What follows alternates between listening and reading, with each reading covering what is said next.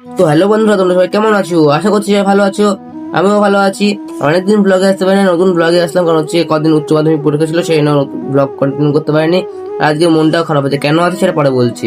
মন খারাপ থাকার কারণ হলো এটাই, দেখতেই পাচ্ছ ঘর পুরো খালি হয়ে গেছে।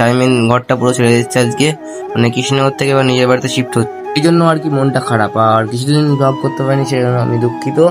যাই হোক, আজকে বাড়ি যেতে তো হবেই, তো সকালবেলা কিছু খাওয়া দাওয়া করবো বলে সাইকেলটাকে নিয়ে বেরিয়ে পড়েছি কৃষ্ণনগরে লাস্ট বার খাওয়ার জন্য, মানে ডালপুর আনতে যাবো, সেখানে বাহনটাকে নিয়ে বেরিয়ে পড়েছি লাস্ট বারের জন্য এখানকার খাবার আনতে।